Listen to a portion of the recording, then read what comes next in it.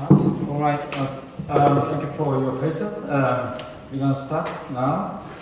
I'm the Taekwondo Lee and teaching the School of Global Communication, and then a professor of cultural study. So welcome all people, and then I'm really happy to see you here. And then I'm really pleased to introduce Professor David Theo GoldBerg. He is actually the preeminent, the scholar in the field of critical race study, and his new book, will come in June. And then he also will revisit, our university at June with a very famous, the international scholar for a conference, a conference about global authoritarianism. I think all students also welcome to participate in that kind of the conference. So he, David GoldBerg, actually, born in South Africa, and then actually he now they're working in the United States, in the University of California at Irvine. He actually launched the Center for Humanities, in Irvine, and then he had, the many things, during staying at the position, and then now actually he, the focused on his writing and then the publishing of many books and articles. And he also the co-founder of Asian Theorist Network. I also committed this network as kind of the academic advisor. So he did quite outstanding achievement by developing this network. So bringing together Asian scholar, because actually mostly philosophy and theory is a little bit dominated by Western perspective, but this actually network, Asian Theory Network, is encouraged by David. Is definitely try to find out some alternative theoretical perspective, to such a Europe-centric the perspective. All right. So actually, I'm really happy to have him here, and then. Really, happy actually introducing him to my student, and then actually student in college. And then now today, he's gonna actually talk about a very interesting topic, AI. And then everybody these days in Korea, we are a little bit, to some point, quite sick of this kind of the booming the syndrome about revolving around this kind of ChatGPT and then metaverse. Many sort of, a little bit trashy word, actually, devouring our daily life. So he would give us some kind of insight, how can we understand this sort of phenomena, and then, how can we actually make our own the way to live, in the middle of this sort of technological development. I really, look forward to his talk, and then also many the audience, outside this classroom, actually demanding some online, the record and online, actually, the broadcasting. So we actually prepare very primitive, actually technology. We use very primitive technology like this, and then also we use the technology to deliver his talk to wider, broader, audience. Okay, I give him a big applause, and then the welcome him on the stage.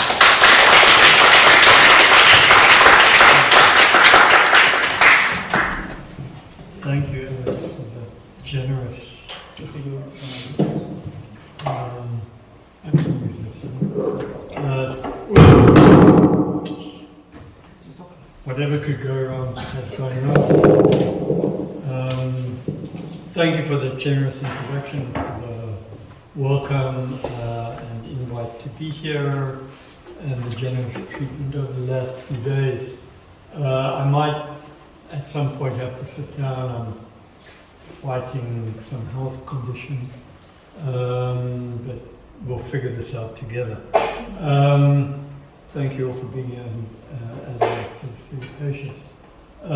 I will begin really talking about a thumbnail issue, a thumbnail history of what brought us to this point, the various iterations that have led to AI and the development of AI, in a sense, beyond AI. and then turn to some of the talk about the challenges sort of as we go along. So this is really a somewhat crude sort of account of the history or thumbnail sketch of development of AI, starting in the 1990s and ending with quantum computing, which doesn't yet exist, even though the evangelists sort of will claim that it does. So we'll get there briefly in due course. So the logic of algorithms is very simply put, right? The logic of algorithms is predicated on an if-then calculus, effectively. If you want to achieve, say, Z, then you need to do A, or you need to do A and B. So if A and if B, then Z, and so on and so forth, depending on the complexity of the output, right? So there's input or inputs, a finite ordered list of steps that the algorithm will lay out, designed to meet the output. So this is very instrumentalized logic, right? There's based on calculability, there's really no self-reflection involved at this baseline level. No reflection as such, you could say. But this is the structure of it. So if the lamp doesn't work, what do? So if the lamp doesn't work, the first thing you do is the lamp plugged in? Well, the lamp is not plugged in, so you plug in the lamp, end of iteration, right? If it is plugged in, maybe the bulb burned out, so let me change the bulb. Well, that didn't solve the problem, so I need to repair it. So a series of steps of if-then, for a very basic example like this. So you can see a more complicated, wired kind of version of this, where the wiring is more intricately connected with each other in a series of if-then steps. And, the outcome of all of this has been to blame the algorithm. I mean, in this sense, it's neoliberal. It's to take away responsibility from the subject, from the individual, from the human being, and to blame some technological apparatus when it'll claim, the person or persons will claim credit when it works. But when it fails, it's like blame the algorithm. So when a driverless car crashes, what happens is, oh, we're not liable for it, the company that made the car, Tesla, right? The algorithm failed. Something happened along the way and crashed. So we're not responsible to provide you with any recourse. So search engines were introduced really in 1993. The early search engines were like America Online, AOL.com.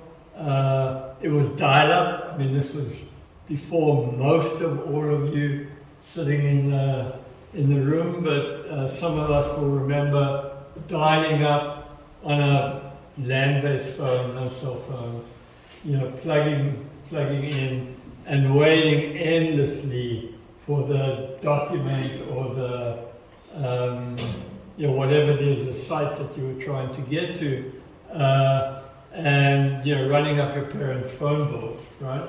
Until they said no more use of the telephone in order to be able to do this. So very early iteration, really from 1993 to 2000, the internet was email, getting slightly more sophisticated each year, and then obviously search engines getting a bit more sophisticated along the way. And led to a data-driven, it started the transformation to a data-driven society. The fact that data was being or had to be collected in some way or another from every engagement that you had online in some sense. So the data society quickly exploded, right, in the collection of data, by the time we got to 2000, and things began to alternate. And what happened in 2000 was the introduction, I mean, really Google was the first corporate entity to do this, in part fueled perhaps by, in the United States, the Defense Department kind of research and development. For the longest time, and dating back really to the post-French Revolution, major technological developments have come with war and preparation for war, and then adopted more broadly socially. So the telegraph and the telegram, the introduction of motor cars, where was the research done and so on and so forth. Well, it was to make armies more mobile on the ground and so on. And platforms were introduced in roughly 2000 by Google, driven by having to have a financial capacity to be able to monetize the provision of service to the broader public, right? And so they lighted upon platforms, the capacity to create a platform for whatever designated, directed practice or undertaking, and began to charge, or made possible for the charging of access to the platform, a monthly fee, a user fee, etc., depending on size of data involved, the collection of data, the storage of data, and so on and so forth. In 1 year, a year later, after they introduced platforms, Google profitability went up 4,000%, right? So a staggering leap, right, that happened. And what they made available was, why? Because they could charge for advertising as people were plugging in to this or that platform, right? So corporations were saying, we need a website, we'll build it for you. Part of that website was adding commercials, and money could be charged for commercials to the corporations, in this case, built into the corporation's financial model. And it provided a framework for others going forward. So by 2004, 2005, when Facebook was established, for example, by 2008, there was a lot of effectively bank pressure from them, or venture capital pressure. They'd raised, hundreds of millions, if not billions of dollars in order to support the undertaking. And they had to show that eventually there'd be profit from this. And the model they chose was the Google model of building a platform, which they already had, but putting ads, they were quickly coming at you, as we know them now, on Facebook by 2008. So in a way, today nothing exists but for the platform, right? You can't have an enterprise, an undertaking, without a platform over here. And it also, what emerged out of this was a kind of networking society and networking life, right? So all of us were implicated in the interactions, not just with each other, close and at a distance, but interacted with each other through these platforms that were then, sending commercials to us based really on what it is that we were expressing interest in through the platform, right? So looks like free choice, but actually the platform, the algorithm is sending back to you exactly what you just showed your desire to be. So all this is quite well known. You can see the transformation, from the 1990s to 2007, 2008, just before the financial crisis, the housing crisis, and so on, of 2008 and into 9. So this was the trading floor, right? In a way, prior to what I'm about to show you, and it showed, it required the introduction of screens, of course, so everybody was sitting in front of the screen, and they were, they were looking at the screen, and a lot of people in a room kind of making calculations on what should be bought and sold. So the kind of common vision, obviously before screens there'd be lots of paper in front of them, right? There were printouts from earlier versions of large supercomputers. By 2006-07 already, this became a model for high-end venture capital, for high-end hedge fund traders and so on. And what it was an algorithmic trading mechanism that once you put the inputs in, it's a bear market, so the market's on the way down. What do I do in a bear market? Here are the fundamentals at play. So it produces a bunch of data for you, right? The algorithm then makes some decisions or choices and goes through a set of iterations of this kind. And what happens is that, the calculations start to change once the bear market gives way to a bull market. Well, all this became evident in 2008, 2009. What this did was really made money, really small amounts of money with each particular trade, right? At the margin, so a penny here or a penny there, and so on and so forth. But the quickness of the system and the fastness and vastness of the reach of the trading allowed it to make many, many more times than any human-driven trade calculation would enable.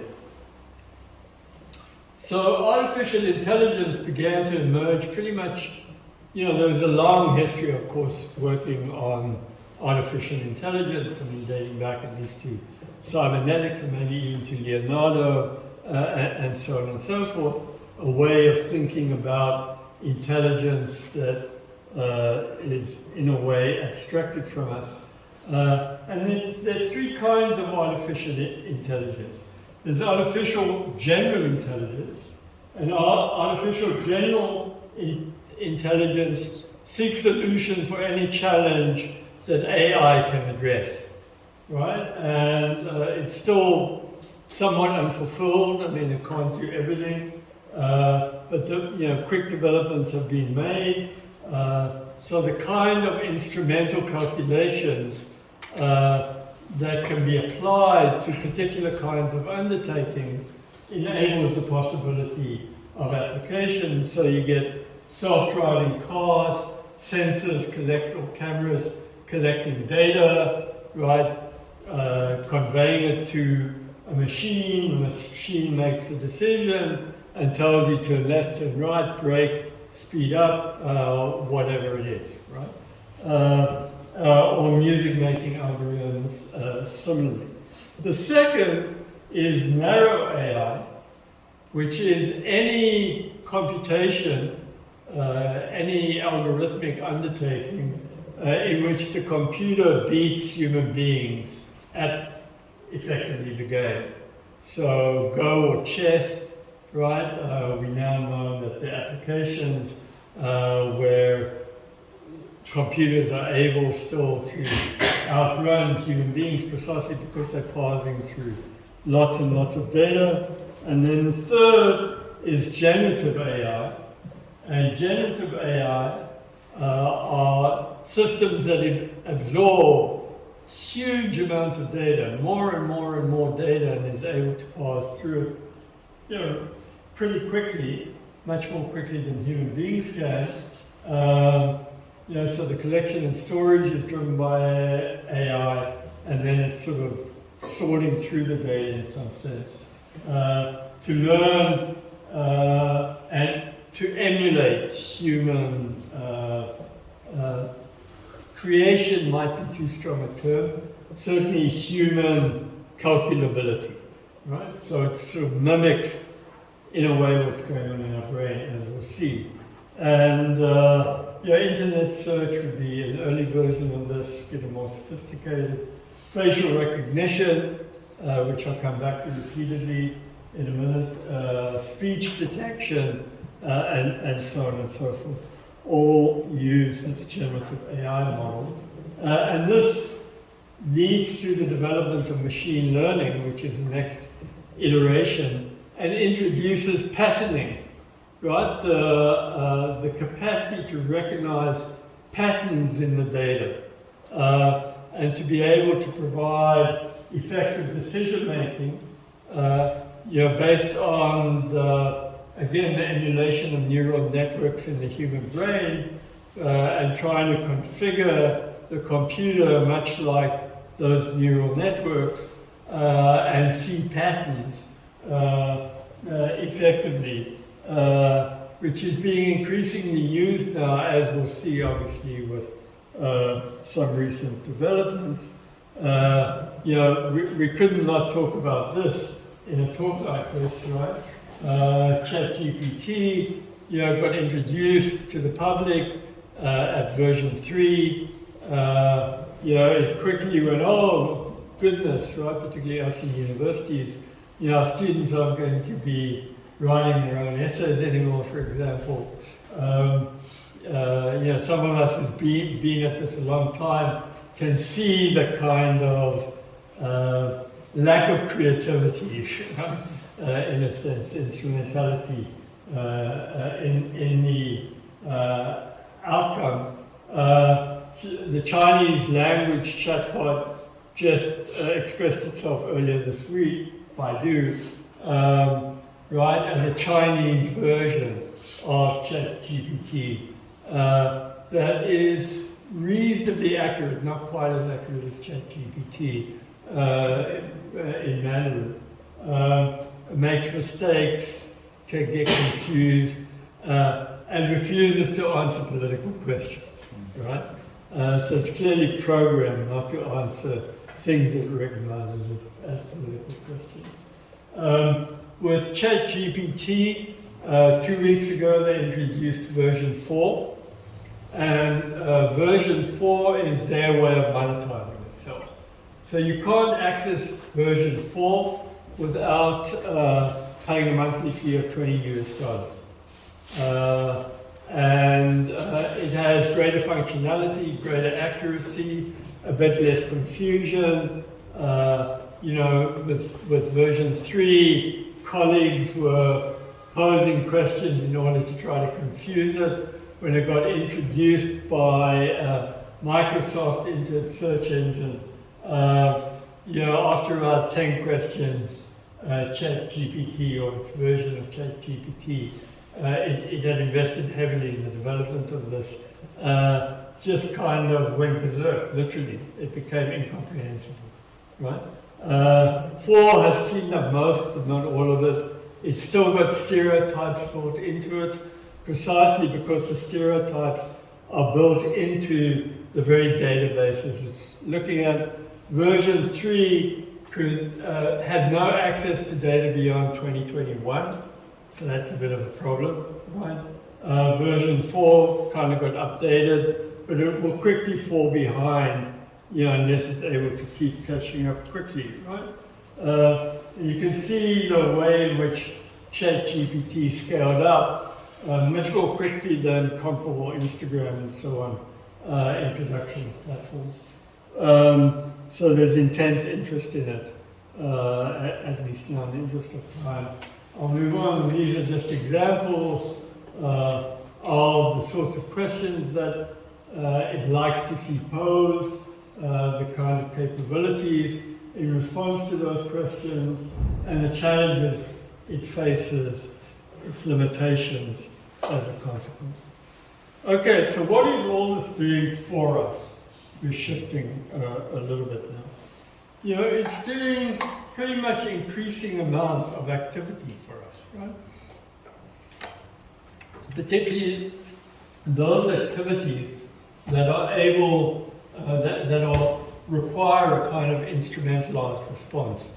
And so, you know, certain sorts of office work, as we'll see in a moment, deliveries, construction work, or directedness, you know, on the part of a bot, on the part of a robot, and so these little delivery machines are on my campus everywhere, every day of the week. They're delivering food, right? So that too is driven by this version. If it's not here yet, it won't be long before it likely is. Amazon are using bots to pack boxes maybe more readily and without injury on the part of human beings, but also beginning to displace human beings in those positions, and using the same kind of little trucks to deliver, at least its smaller goods, to those who purchase online. Bots are able to read books. Obviously, Google has long been scanning books when available to it. But there's a way in which it doesn't only read the book, but it can cite back chapter and verse fairly quickly. A kind of directed, idiosyncratic, personalized education can be delivered through consoles and so on. So in a way, education's going to become hyper-segmented, in a way miniaturized, unbundled and rebundled. One of the ways in which hyperconnectivity has operated, right, is the fact that things can be unbundled. They're in these bundles, and the bundles within the bundles can be unbundled and reconnected with other bundles. So the kind of segmented education is, you know, I need to learn how to code, or I need to learn a language, or I need to be proficient at translation, or I need whatever it is, and education will become AI-driven, directed just at that set of selected material. So, you know, liberal education effectively becomes a thing of the past, right? It's kind of liberal in the classic sense of the term. So this meet Amelia. Amelia looks like, you know, an office worker in an office in, you know, any city in New York, right? It's made by IP Soft, office worker. Chetan Dubey is the driving force behind this. You know, she had blonde hair and blue eyes until a bunch of us complained to Chetan Dubey. We happened to be on a panel with him and said, you know, can you be a little less stereotypical, right? But she's an actual robot that corporations can hire at a price, put into an office, and within a day, all the instrumentalized tasks within that office she can do, right? So Amelia is replacing, you know, basic secretarial work and the like. She can chat with you, have a conversation, interact, and it's all based on machine learning, where she, the computer within the robot, has scanned vast amounts of the appropriate material in order to be able then to develop patterns that, when asked certain kinds of questions recognized, she would be able to respond to both conversationally and in terms of developing the task. So if it might take a new human being in an office, days if not weeks, to learn the ins and outs of all the requirements of the office and what to do and how to respond, pretty much within a day, right, this robot has gotten all of that down. It's robotic, and so the responses have a bit of a robotic feel about it, but it's machine learning driven, and in that sense quite interesting. So when we begin to ask, automation and job loss, I don't know if you can see this, but right, the predicted range of job loss as a result of where we've reached today is anywhere between 30 and 60%. Oxford Economics, which has also been tracking all of this, in China, nearly 12 million jobs will be replaced by the kind of a media like robotic or the Amazon warehouse worker. In the US, something like 1.5 million jobs. In the EU, 2 million jobs, and in South Korea, something like 800,000 jobs. So human beings who once had jobs won't be holding at least those jobs anymore. And McKinsey is predicting that within the US, 30% of US jobs are already lost, right, to this basic kind of functionality. So, it's a matter of time before legal work, whether it's legal assistance or legal kinds of representation, at least at some level, might be replaced, human beings might be replaced, even though decision-making is not always so instrumentalized, right? It requires interpretation, it requires insight, it requires experience, right? It doesn't just require data. And then, of course, you might recognize this from Ex Machina, the movie, or from Her, and so on. Operating certain functionality, whether it's, in a restaurant, kind of seating people at tables, again, made to look, it's funny that the robotic is made to feel humanly familiar, as though that should make us feel easier or better, right? And then, there are obviously virtues. There's functionality that's otherwise unavailable. So a prosthetic arm, right, which otherwise would not be available to this guy, that's robotically driven, right, and is able to respond to the kind of functions that be. The picture on your right is kind of interesting. It's inserting a disc into your hand in order to serve a couple of different functionalities. One is as a payment card, right? So going into a store, and instead of pulling out your plastic or your phone, you're putting it on top of a machine and so on, or beeping it, you're putting your hand on top of it in order to charge, and it then, you'll have a certain amount of money within the disc or represented in the disc and so on. And you can think of the way in which, technology is no longer simply on us.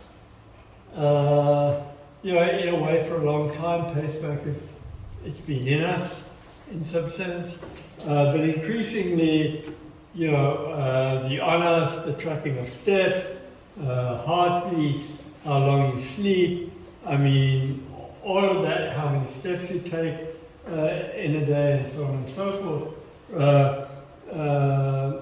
Right, we know all of that, but increasingly, laparoscopic cameras being inserted into surgery, which may be better than cutting you open broadly and so on. For some baseline surgery like appendectomies and so on. But also for other more complex versions of surgery. Of course, decision making, machines will be able to collect client data, analyze that data, reason, calculate about that data, generate ideas or suggestions, and then have actionable insights. No, it doesn't have actions. It has actionable insights that then the corporation takes up and decides whether to. So one version of this is a corporation now for some years in the city of Hong Kong has used Vital, a deep knowledge venture, in order to, it actually appointed Vital to its board of directors. So it was effectively, on a screen in the back, it was doing calculations of financial viability for the corporation. It did not yet have a vote, on the board, but the board was taking its advice and saying, oh, this is good advice, let's go with it, and so on. So it was interfacing. And then there's, various forms of creativity that are emerging. Raids that are seeing who can quickly compose the first line of code that then becomes self-generating code, right? Or, writing. I mean, now we see ChatGPT doing it for us. But, there's been, for a while now, the capacity to compose text, which has become simpler with the likes of Chat or Baidu's version. But it's sort of replacing human or displacing human creativity in some way. And then composing music, right? So the question is whether it can start from scratch, right, in composing the first line of the music and then develop a composition out of that, and there are clearly experiments that show that. The development of self-driving cars, as I mentioned, I mean, the truck is really interesting, a new development. In the US, for example, trucks are a key means of transportation of goods across the country, of food, of goods of various kinds, and so on and so forth. And, in LA, at the Port of LA and Long Beach, for example, during the pandemic, things got dramatically backed up. So prices went up, inflation skyrocketed. And as a consequence, railway lines started seeing trouble in making deliveries. They've continued to face trouble in making those kinds of deliveries. So they've gone back to trucking deliveries, and with the introduction of a self-driving truck that will look something like this, and the loading and unloading automatically, in some sense, something like 12,000 jobs will be displaced, right? And those are working class jobs that, the fillers of which don't have a whole lot of other prospects. And then there's making pizza, right? You usually think of pizza as kneaded with human hands and so on, the kind of love of hands in the dough itself. This is in Silicon Valley, Mountain View, where Facebook, Google, Apple, and so on are located. And this is completely machine generated. So one puts in an order from one's phone. the pizza is then generated robotically. No human hand touches it effectively, and then it gets fed out, and it gets delivered by a self-driving car. Well, increasingly will be delivered by a self-driving car, right? So the question is, how tasty is it? And then, so there's doing for us, but crossover with doing to us. The cogito ergo sum is being replaced by creo ergo sum, the kind of creating, therefore I am, or making, therefore I am. In some place, we've seen a version of this already. The replacement of human brains by putting it in a vat and by robots. Can an algorithm be racist? Starting maybe 10 years ago already, there was Sophia Noble's book, not a very good book, Algorithms of Oppression, notable only because it was the first, then at UCLA. The building in of stereotypes into algorithms. This is the calculation, a computer calculation of who's at risk for bail flight, for being let out of prison while you're waiting to go to trial and so on. And the calculation is based by the computation, because those are the databases it's looking at, on existing data. And the existing data are already deeply skewed, right? So on the one hand, you've got white guys, right, who have tended not, or more readily not to have skipped bail and will be back. And historically, black people, black women, but black people generally, because they're poorer, might be fined $100 in a traffic stop, don't have the $100 to pay, so don't pay it. Get warned again and again and again. Before they know it, they owe $1,000. Right? Well, if they couldn't pay 100, they can't pay 1,000. Are called to court to go and appear in court to determine whether or not they can be let out again, or whether they're going to be arrested and kept in prison. Well, they don't have the money to get to court, right? Because the court isn't around the corner. Right? It's $20, $30, $40, $50 away. Right? It means taking off low-paid work and the like. So that then reiterates into the calculation. So her high risk score is much higher than his risk score, and she gets screwed once again, and he walks off saying, I'm free for the moment, right? No matter the nature of the crime that's been committed over. And then, interestingly enough, this is fresh off the press, literally today, reporting in the New York Times, but on the basis of ongoing research. So, metro stations in Moscow since 2018 have 160,000 cameras. Or Moscow itself since 2018. Right? If you think back to London in the 1980s or 1990s, cameras were everywhere in central London. Right? You couldn't walk by without being snapped. Right? So Moscow since 2018 has used it as a kind of both surveillance technique and then introduced using software developed, hardware developed in the US by NVIDIA and Intel and so on, before the restrictions were kicked in order to built-in facial recognition in subway stations. So it was taking, and part of it is that they were building in payment through facial recognition. So you didn't have to touch anything.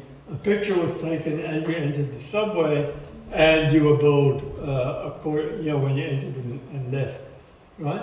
But this then became, not least in the last year since the onset of the war in Ukraine became a surveillance mechanism, right? So it became a security issue. And people who were showing up to protest events, right, are now being facially recognized even when they go to work or to the theater, right, as having been present at a protest. And immediately, within seconds, police are looking, in the area at who's been facially recognized, and will come and pick people up, either, walking in the station or even on the train. As such, she's been arrested multiple times ago. And so there's a way in which facial recognition, as we knew it would, has become political surveillance as a way of controlling populations.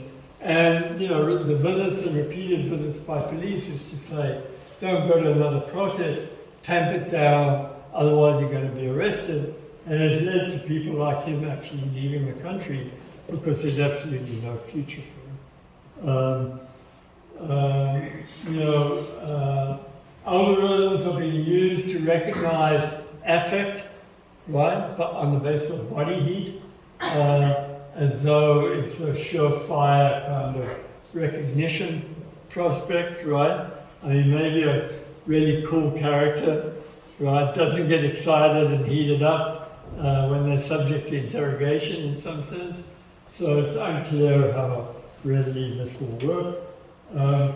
This in a Chinese classroom the last few years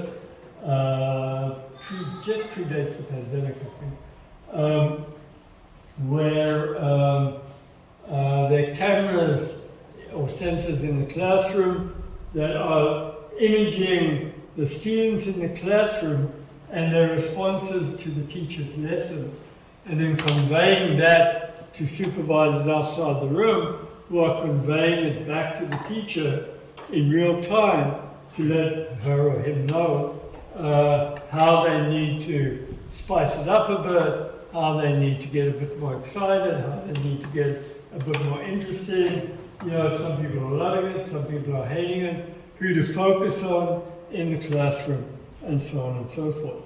So this is happening not just in China, but in US corporations. So just very recently, some corporations have started to put sensors on workers' heads in order to determine when they work best, right? When are they flagging? When are they getting tired? When are they being most productive? When do they take a break for the bathroom? And so on and so forth. And then on the other side, which begins to be more intrusive, are implant of little hairs in order to address little sensors in order to address the onset of epilepsy a couple of days in advance, so medicine can be taken in order to address it. A corporation in Australia sort of got this going and up and running. A few prime examples sort of were fed up with their epilepsy and so had implants injected, inserted, implanted, and it worked, but it came at a fairly significant cost, so that people's character began to alter. People who had a kind of humorous disposition no longer had it. People who had different kinds of disposition saw themselves changing and becoming not who they recognized themselves to be, to the point of demanding extraction, right? They'd rather live with epileptic episodes than to deal with this, causing headaches and so on and so forth. And then the company ran out of money, right? So what happens when the company runs out of money and people with implants no longer have the information available to them in order to? So the real cost, obviously in the interest of time, dating machines that put people together that you've never met, and so on and so forth. The one thing to pay attention to here, not just understanding and interfacing with the brain, but engineering, not just with the brain, but actually engineering the brain itself. And you're seeing a version of this with Elon Musk's Neuralink. I mean, if you just scroll through this yourself, through tweets and things he said, I mean, it can be very flip sometimes. He predicted he would have, these brain implants readily available for actual implants by like next month, right? Clearly ain't going to happen because he's got to go through human testing, and he hasn't even yet lined up those who can do the testing for him. He's busy trying to effect that at this point, so it's just not clear where all this is going.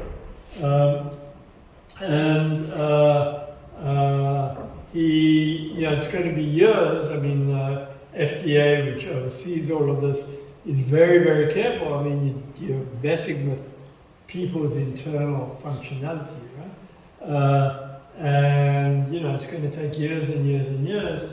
But he's bragging that he'd be able to, address drunkenness or address the likes of epilepsy and so on through artificial intelligence. That it will be able to collect memories. You'll be able to walk past a store in a parlor, on the street, and go in and get a quick implant. And these things are hair thin, right? And there's no guarantee that they're going to work, and so on and so forth. And memory, in any case, I mean, having perfect memory of some event. I mean, memory is not just brain. It obviously deeply involves brain functionality, but it involves interpretation. It involves what you want to remember. It involves making things up, and there's a much more complicated undertaking when you're talking about putting memory together. I'm going to skip quantum because it's the next iteration. It's predicated on very sophisticated patterning mechanisms. So things like this that machine learning can do in figuring out what the patterns are, for example, in addressing COVID, or being able to address micro difficulties in order construction, for example, that are otherwise untraceable, and it can do it very, very, very fast, right? The quickness of quantum computing that they're bragging about, 158 million times faster than the fastest supercomputing today. I mean, clearly an exaggeration. Quantum, because it requires vast amounts of computing power, makes the machines very, very, very hot, and any slight fluctuation in heat will offset the calculation at work, and so the calculation will fail. Google just announced that the standard 14 qubit sort of baseline for computer engineering with quantum, they've increased to 49. It made the engineering more stable, but at a cost, and the cost is speed. So it's no faster than the best supercomputing today, so sort of seems to defeat the purpose. And so coming to the end, as species are being wiped out literally on a daily basis, the introduction of machinic versions of species, like beetles or flies. If you saw Eye in the Sky, there was a fly that was flying around being able to identify who the quote-unquote terrorist is. There's been a long history of the interface, if not collapse, of the human, the animal, and the technological, at least in the imaginary. the tours work, Donna Hanaray's work and so on, that it's about nature culture. With nature culture technology, right? I mean, those, that complex with increasingly with everything today. So the last section, getting that, right? So replace, change or replace, the question. We started with take forms. So, it used to be a pain, and maybe still is, to fill out a form by hand, but at least you know each step you're dealing with one by one, and you get the bragging that, filling out a computational form is going to save all this time. Maybe not, right? Maybe it adds time to your day and takes over. I can give you lots and lots of examples. But those kinds of bureaucratic functionality of displacing the old with the new doesn't always bring benefits of this kind. There's a resume parser the corporations are now using to hire people. So they're looking at, if the corporation gets 1,000 applications for a single job, the parser will do the initial screening, who's eligible, who's not, cut it maybe in half or more, maybe cut it down to 100, and determine, who of those should best deserve an interview based on the criteria it's been given by the corporation, and then we'll do computer-generated interviews. So the initial interviews are with computers, not with human beings, right? A series of standard questioning. It will rank order the top 4, or maybe the top 10, but make a recommendation of the top 4, and the HR department will do a live interview maybe, right? And as this gets more accurate, whatever that means, maybe even the live interview will be forgone. Medicine, increasingly, as I said, is being replaced by all of this. I mean, what happens when, algorithmic mechanisms replace, and machine learning mechanisms, replace human decision making, so that a doctor, when they see you, is plugging in some things to get the best recommendation at work, right? Is that it's sort of like using GPS, right? You no longer can find your way yourself. You no longer have the experience and capacity of directionality, right? Just from experience. There are people who live by the sea, for example, who can find their way around any city just because they know where the sea is, and they can position themselves north, south, east, west in relation to where the coastline is, right? Well, with doctors too, I mean, if they're relying increasingly on the machining, then of course they're not developing the kind of intuitions, the kind of insights, the kind of experience that allows them to say, there's something going on over here that doesn't jive with what I'm being told. Let me dig a bit deeper.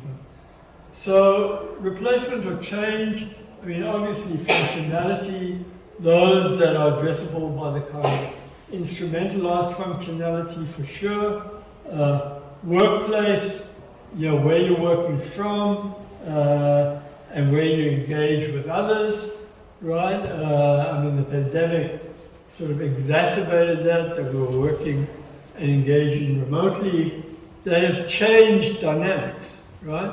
So Tesla and Apple increasingly have, sort of Tesla very upfront put pressure on coming back, not just 5, 10-hour, 12 days a week, but 24 hours a day, 7 days a week, right? and Apple are putting gentle pressure on people coming back to the office because things happen in the office.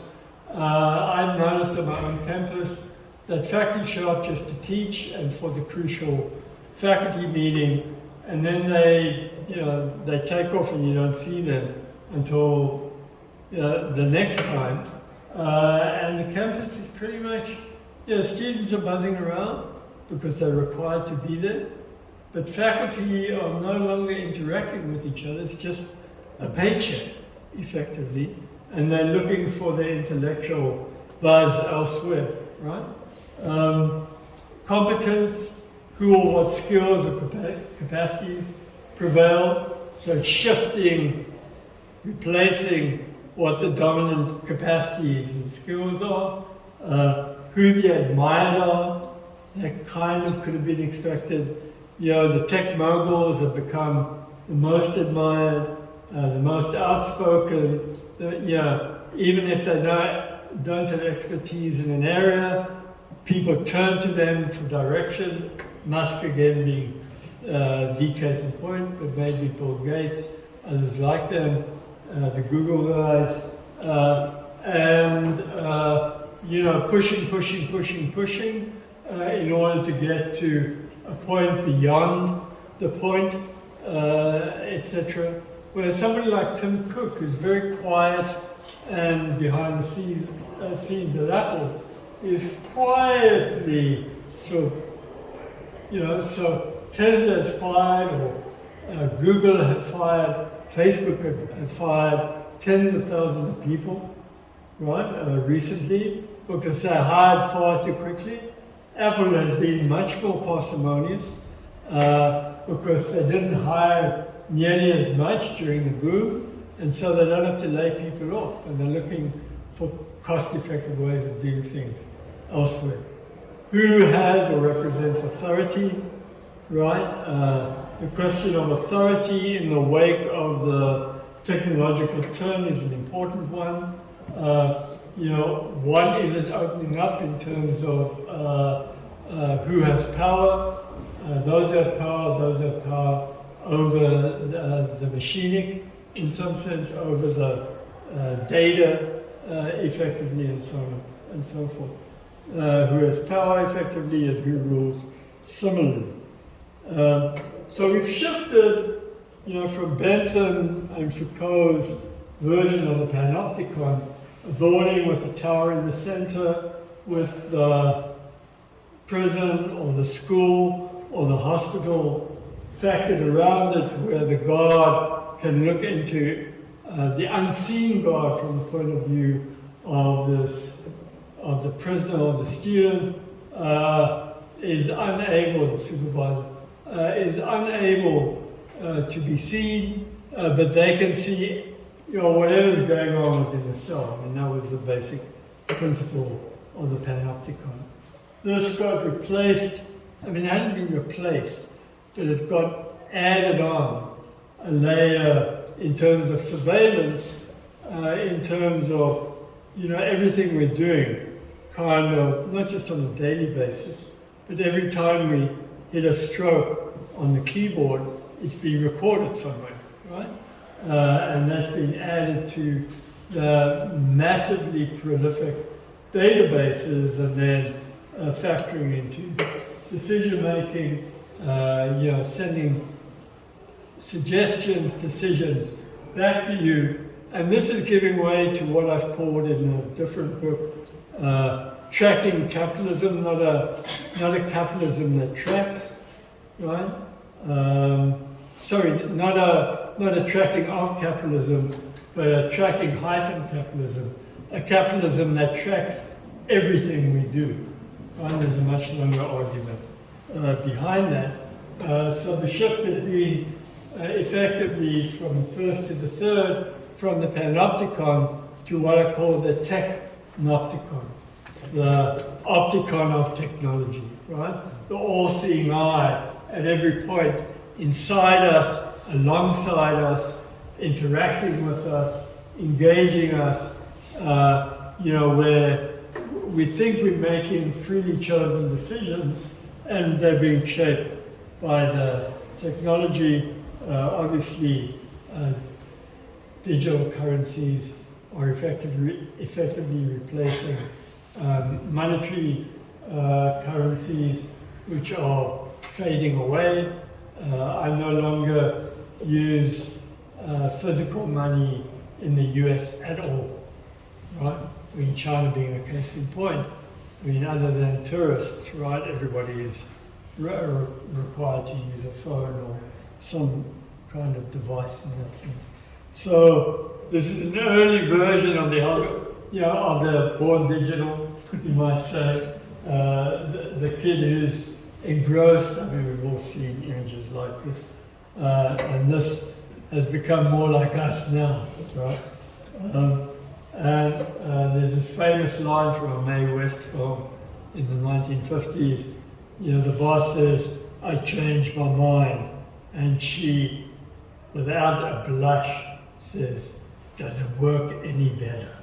Right? And in a way, you have to ask that about the technological.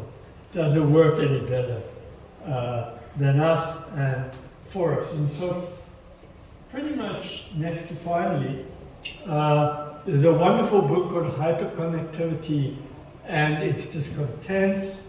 It came out a year ago, written by Rogers Brubaker. Really looking in a kind of subtle way, sociologist at UCLA, looking in a really subtle way at the impacts,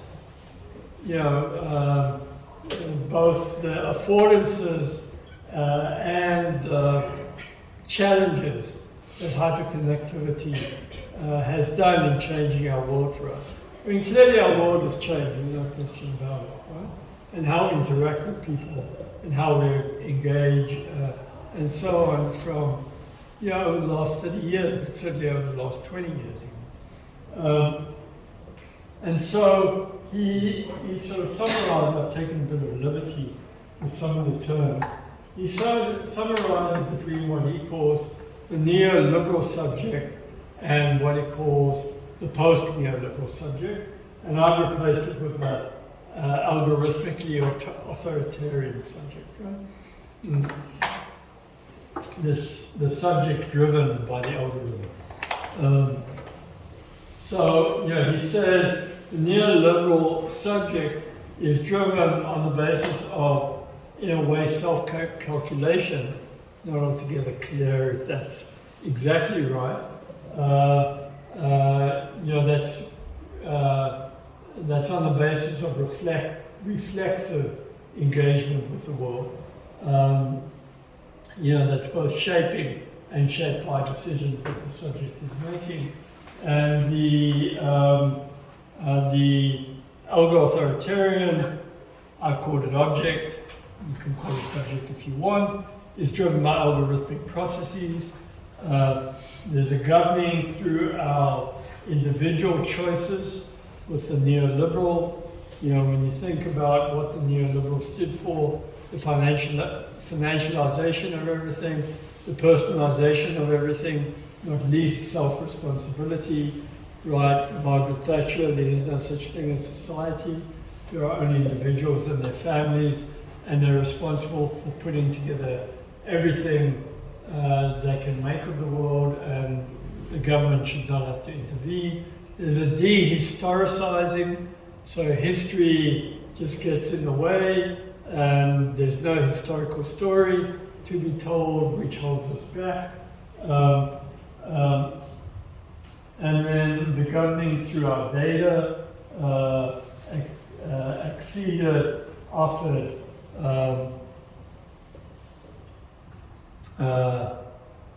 or surrendered on the part of people, supposedly freely, but it's a big question mark. I mean, nobody reads the small text when it says, accept our conditions, you just want to get to the action. Subjects of our own responsibility or autonomy or self-choosing, right? The kind of self-making subject, whereas subject or object in this case of knowledge is information, data, really more than just information. I mean, information is both the forming of the subject, right? It's both data coming at you, but the shaping of the subject by that data. Prediction and control, neoliberal, governed through technologies of the self, right? I mean, Foucault's famous set of arguments, a kind of psychological expertise, acting on, as Foucault puts it, on the soul, a governing in the part of the authoritarian subject, the techno-subject, governed through techno-social engineering, which is reductively behavioral. I mean, right, a new, highly intensified form of behaviorism, which forms behavior and its direction. The neoliberal, Foucault's famous man of enterprise, right? The man capable, notice it's a man, the man capable of being enterprising, of making something of himself, of making the world in his image, the intervention in the world in terms of that image of self. And then the techno-prompting stimuli, that technology, the flow of data to you, prompts you even without your realizing it, to act in this or that way. And so technologies of the self, on the one hand, so technologies that surround the self, that constitute the self and express the self through the taking up of those technologies and the technologies of power. And so the driving question here becomes whether this strong technological turn, right, this algorithmic and AI-driven turn of the last 20 plus years, 20 years or so, is the grounds for the kind of rampant, globally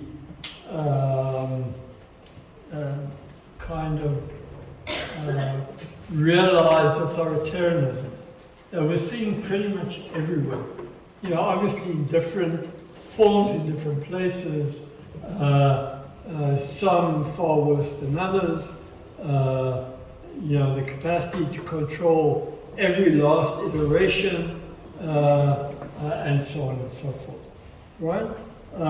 So there's an argument to be made that the authoritarian personality, Adorno, is now the techno-forming, techno-shaped personality. And so some questions to be left behind, I mean, fairly basic questions. What are the worlds AI is producing? The sort of world that are micro kind of fished through, but what are they on a more global scale? What social and ethical dilemmas do they pose for us living in such worlds? Do we want to live in such worlds? Why are we so really acceding to such worlds? They're convenient, they're enabling, they provide affordances, you know, they're quick, but they're also producing worlds we're giving up, right? What aspects of such worlds are appealing and desirable for all? What do we want to limit because unacceptable? That's a collective conversation, not driven from the top down, but something we need to have globally together, right? There's bits and pieces of that taking place, but far from, you know, it's far behind the curve of the pace of the technological. And you could ask whether, you know, the one is achievable without the other.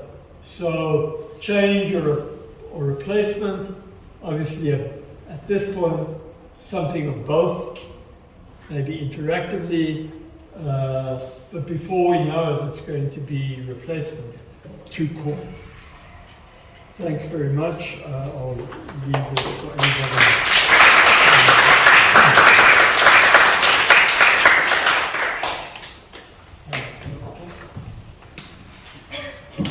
Thank you. Very inspiring talk, and then he brings together many issues And then how the technology or technological advancement change or replace our way of life, and then our society, But actually, I would say actually the foundation of this modernity or some modern society actually firmly related to the idea of technology. Then now that we witness kind of such idea turn into reality, and then actually in which we live together, and then actually the kind of traditional relation, the social relation is now collapsing, and then something coming up, but not many people actually recognize this one, and then we are, in my opinion, is kind of stuck into kind of a hallucination.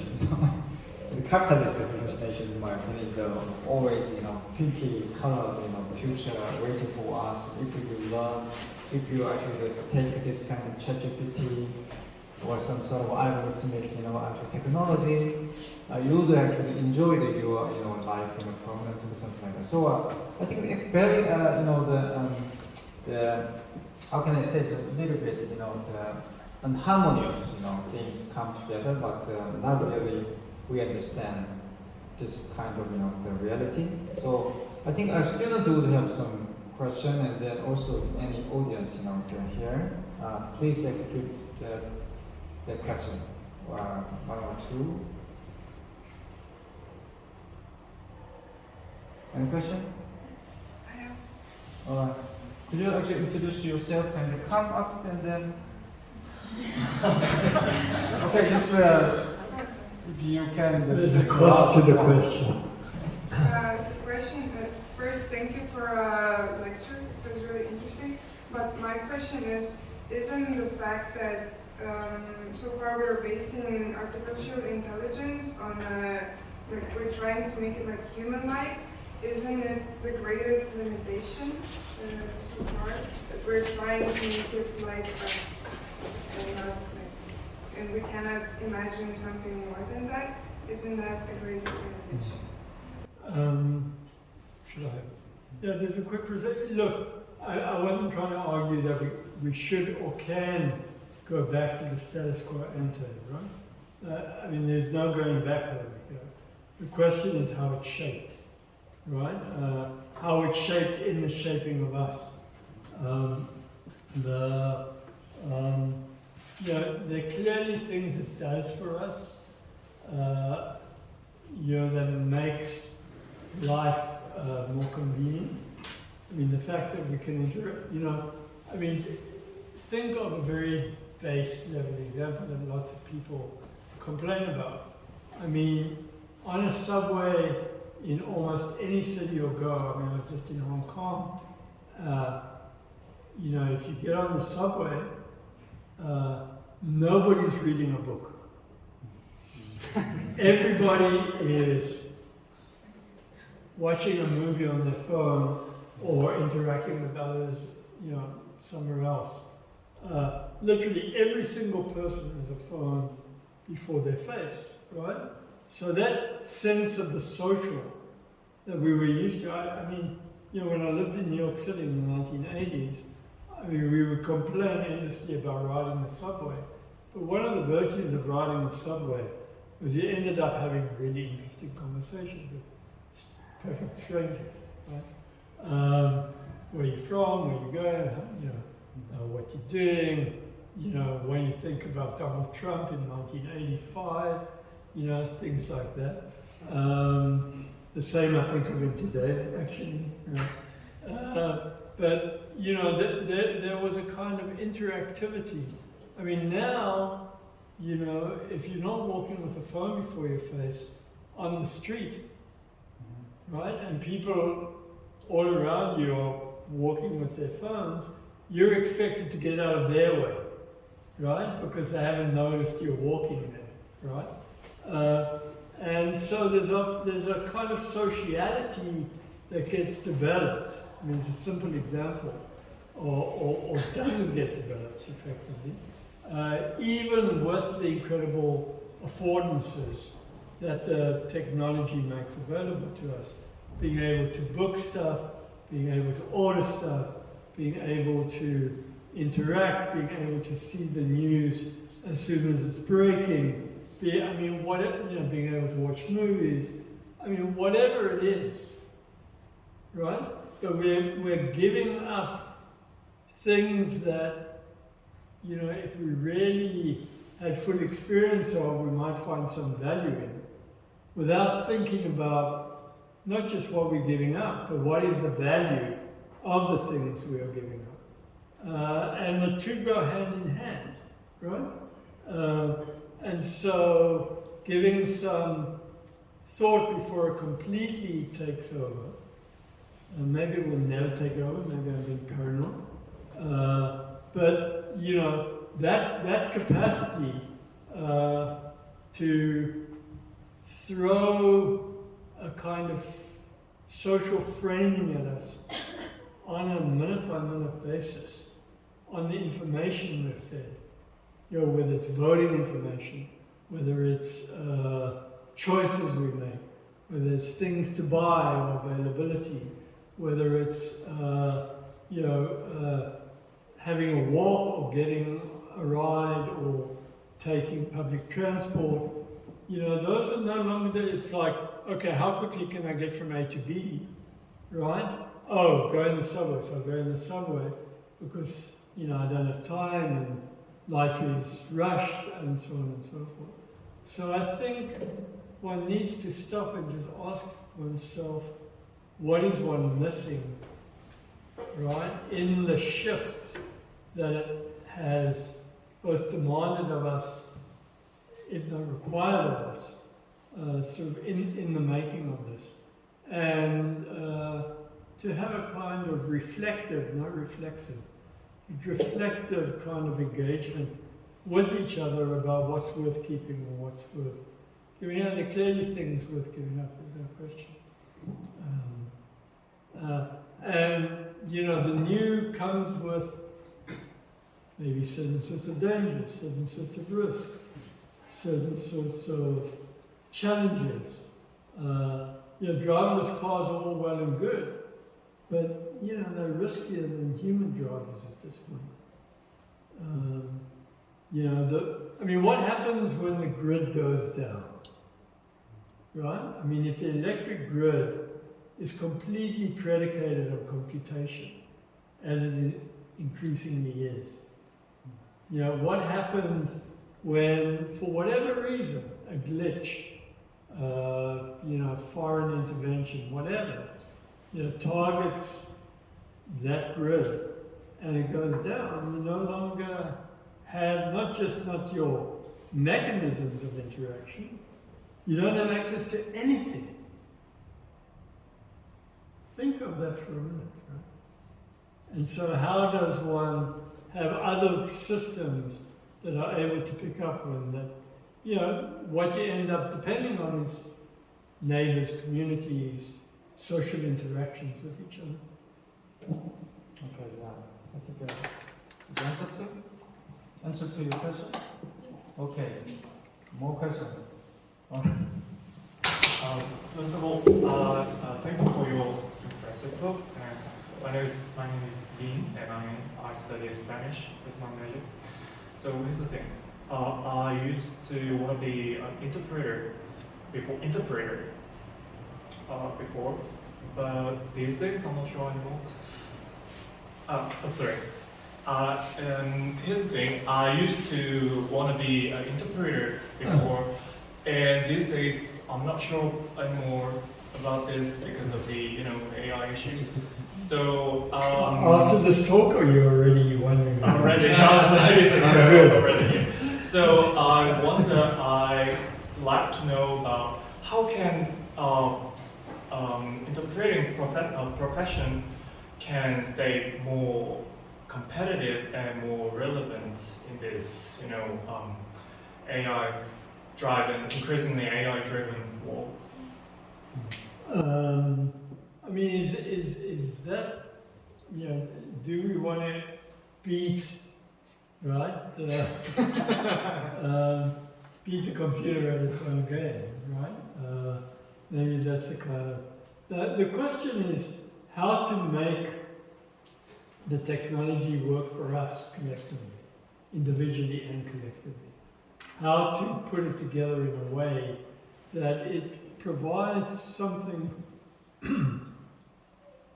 we want, that we can engage with, that effectively leaves us making the choices and decisions, right? Not the corporation and not the technology, that the corporation enables. But, how collectively, in solidarity with each other, do we get to a point, right, which would then undermine the kind of turn to authoritarianism, right?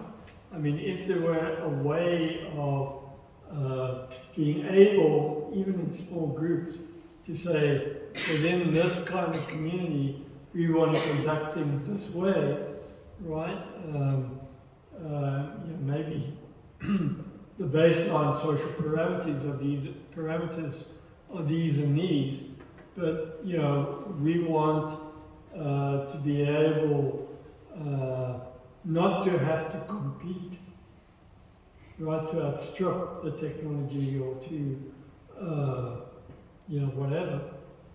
We want to be able to use the technology for doing the sorts of things that we want to do, right? And, there's all kinds of technological affordances that this provides. The shift from writing to image consumption, the way in which images increasingly, have proliferated. How do we speak to each other communicatively through image making? How do we do that not just creatively, but also with an aesthetic that is appealing? And that, that again requires a kind of reflectiveness.